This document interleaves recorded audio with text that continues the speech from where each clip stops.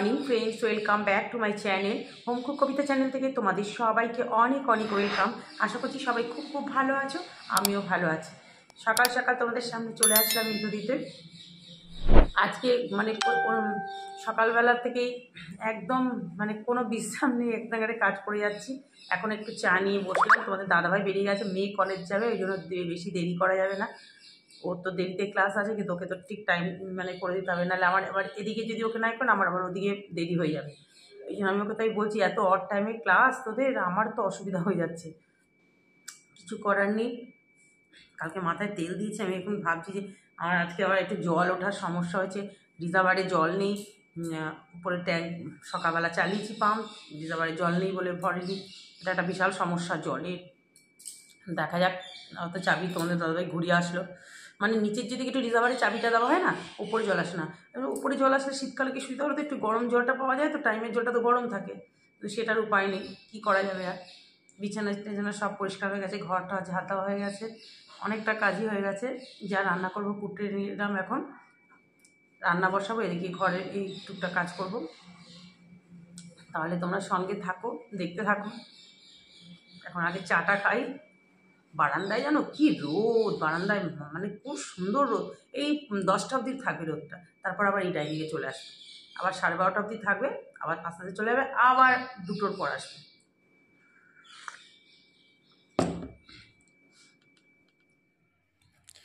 বেশি দেরি করলাম না, সকাল রান্নাটা তাড়াতাড়ি বসিয়ে দিলাম, কারণ মেয়ে খেয়ে বেরিয়ে যাবে, ও তো কলেজ যাবে, ওই জন্যই আমার রান্না সব হয়েই যাবে। এই যে মাছগুলো দেখো, মাছগুলো আমি এই জন্য নর্মাল টেম্পারেচারে রেখে দিয়েছিলাম রাত্রিবেলা, যাতে, কারণ ডিপ ফ্রিজে রাখলে তো একদম বিশ্বাস করবে না, 10টা বেজে যাবে তবু ডিপ ফ্রিজে রাখলে না সহজে ছাড়তে চায় না বরফটা। আর তোমাদের দাদাভাইয়ের জন্য যে মাছটা, ওটা তো আমি রেখেই দিই প্রত্যেক দিন নর্মালি, নাহলে তো ওটা হয়ই না। এই যে বড়িগুলোও ভেজে নিলাম, মাছগুলো বেশ কড়া করে একটু ভেজে নিয়েছি, আর মোটামুটি মাছ একটু কড়া করেই ভাজি, আর বড়িগুলো ভেজে নিলাম, পাশ দিয়ে দেখো জিরেও দিয়ে দিয়েছি। আলু, শিম আর কাঁচকলা ছিল, কারণ আর বিনস সব মিলিয়ে সবজি দিয়ে মাছের ঝোল করছি। কাঁচকলা তো একটা কাঁচকলা ছিল, তোমাদের দাদাভাইয়ের তো কাঁচকলা ভালো লাগে ওর, আর আমার মেয়ে তো মুখেও দেবে না কাঁচকলা, তাহলে সবাইয়ের মতোই যাতে চলে সেই রকমভাবেই রান্নাটা করতে হচ্ছে। ওই জন্য শিম আর বিনস, কাঁচকলা, আলু সব যা যা ছিল মোটামুটি সবজি দিয়ে দিলাম। এরকম সবজি দিয়ে মাছের ঝোল খেতেও কিন্তু বেশ ভালো লাগে, বড়ি টড়ি দিয়ে। দেখো এবার আদা বাটা, জিরে, নুন, হলুদ আর আদা বাটা দিইনি, যেহেতু কাঁচকলা দিয়েছি না, আমি আর কাঁচকলা দিলে না আদা বাটা দিই না, ভুল বলে বললাম তোমাদের। কাঁচা লঙ্কা, টমেটো, জিরে, নুন, হলুদ, বাস। আর সামান্য একটু রেড চিলি, এবারে খুব সামান্য একটু দিয়েছিলাম, আর টমেটো দিয়েছিলাম, বাস। এবারে দেখো মশলাটা ভালো করে কষিয়ে নিয়েছি, এবার যতটা প্রয়োজন সেরকম জল দিয়ে দেবো। এই যে দেখো এতটুকুই জল দিলাম, এবার মাছ আর বড়ি দিয়ে দেবো। এরকম সবজি দিয়ে তোমরা মাছের ঝোল খেয়ে দেখবে, বেশ ভালোই লাগে শীতকালে। বাস এবার ঝোলটা ফুটবে,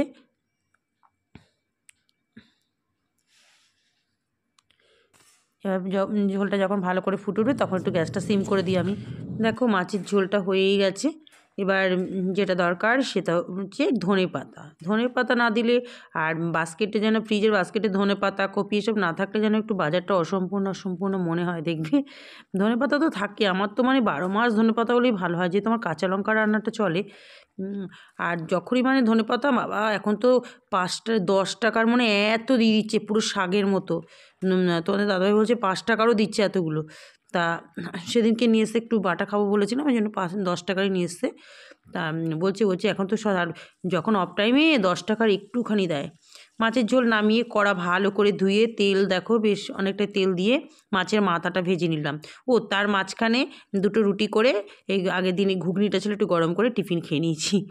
নিয়ে এবার দেখো, এবার কড়াতে তেজপাতা, জিরে ফোড়ন দিলাম, দিয়ে এবার মাছের মাথা দিয়ে বাঁধাকপি করবো। বাঁধাকপিটাও সেদ্ধ করে পাশে রেখে দিয়েছিলাম, ওইদিকে সাইডে একটা বাটি করে সেদ্ধ বসিয়েছিলাম, বড় মারগালি না, সেই বাটিটা করে।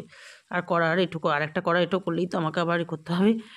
যাই হোক, এবার মশলাটা দিয়ে দিলাম, আদা বাটা, জিরে, নুন, হলুদ, কাঁচা লঙ্কা, অল্প একটু রেড চিলি, খুব অল্প অল্প করেই দিচ্ছি, রেড চিলিটা বেশি দিই না, যতটুকু দরকার।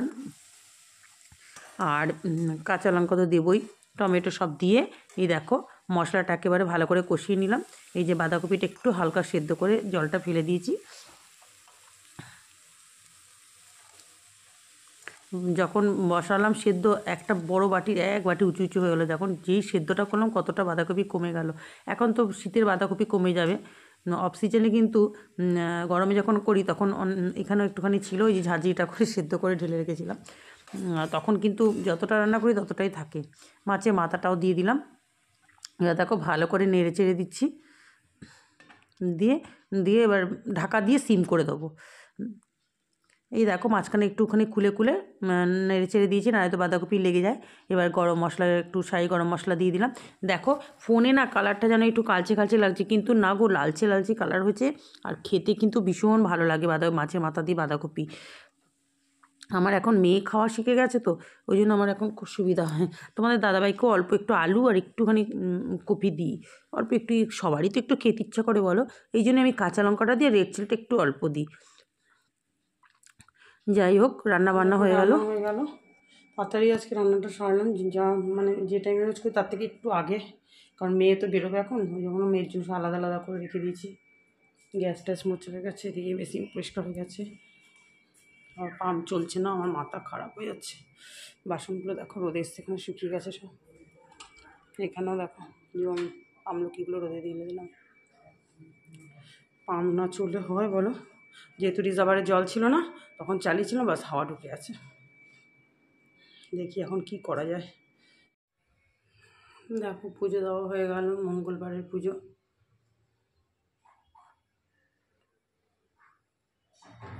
আজকে একদমই এখন তো ফুলই নেই, ওই একটা একটা করে ওই দুটো নীলকণ্ঠ পেলাম।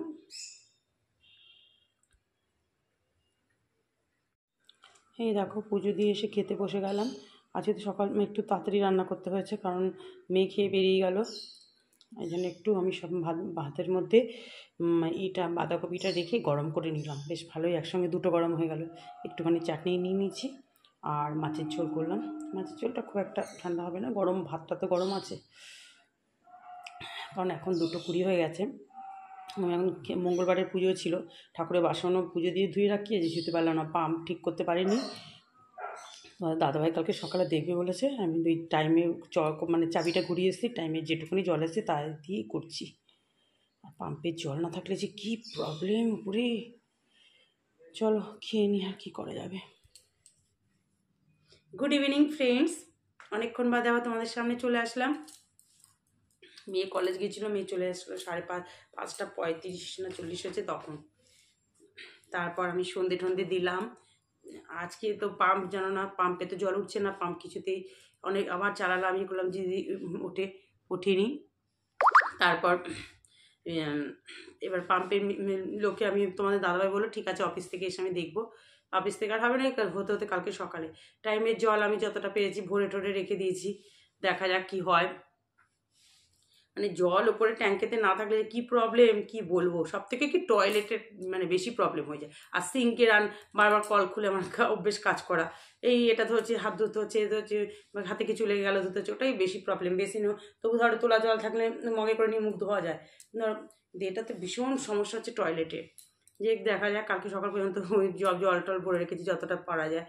আর এই যে এখন একটু চা বিস্কুট নিয়ে বসলাম সন্ধে টন্ধে দিয়ে। চা বিস্কুট কি ভাতের চাল রেডি করে এসেছি, সমস্ত ধুয়ে টুয়ে রেডি করে এসেছি, দুধ বসিয়ে এসেছি, যেটা কাজ রোজ। ঘরে দেখো গরম গরম লাগছে, তখন মেয়ে আসছে মানে বারবার বারান্দায় যাচ্ছি, বেশ তখন বারান্দা কিন্তু ঠান্ডা ঠান্ডা লাগছে, তখন আবার চাদরটা গায়ে দিয়েছি।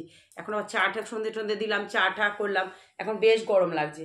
আমি ওই জন্য এখন গায়ে কিছু নেই, চাটা খাই, তারপরে সন্ধে টন্ধে, এই সন্ধে বলছি আবার একটু ফোনে এডিটিংয়ের কাজ আছে, সেগুলো করব, করে আবার কালকে সকালে তরকারি টরকারি কাটবো। তাহলে এখন চা খাই, আবার তোমাদের সঙ্গে পরে কথা হবে।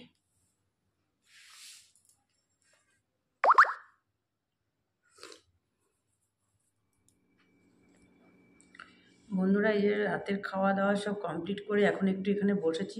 শরীরটা ভালো লাগছে না, সন্ধ্যের তোমাদের সঙ্গে কথা বললাম না, তারপর থেকে সে পিঠের এখানটাতে এত ব্যথা করছিল, এত যন্ত্রণা হচ্ছিল পিঠে, কি বলবো।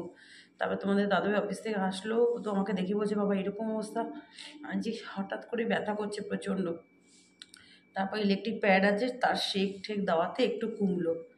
খেয়ে দিয়ে সমস্ত কিচেন টিচেন সমস্ত কাজ তো আমায় করতেই হবে, সব পরিষ্কার টরিষ্কার করে তারপর রান্না হয়। এখানে একটু বসি, এখানে এখন এখন একটু শরীরটা ঠিক আছে, এখন ভাল লাগছে। তবু তখন হঠাৎ করে যে কেন ব্যথাটা উঠলো বুঝতে পারলাম না। এখনও রাতে চুল টুল বাঁধা হয়নি, সব এরকম ক্লিপ দিয়ে আটকে রেখে দিয়েছি, ভালোই লাগছে না শরীরটা। এখন ঠান্ডা লাগছে, এই জন্য আমার সোয়েটারটা গায়ে দিলাম। সন্ধ্যের দিকে গরম মানে ঠান্ডা লাগছিল না, নর্মালি লাগছিল। এখন হঠাৎ ওই প্রত্যেক দিনই তাই দিচ্ছি কদিন ধরেই, রাতে 9টা নাগাদ সোয়েটার গায়ে দিচ্ছি, 9টার পর থেকে, তখন একটু একটু ঠান্ডা লাগছে।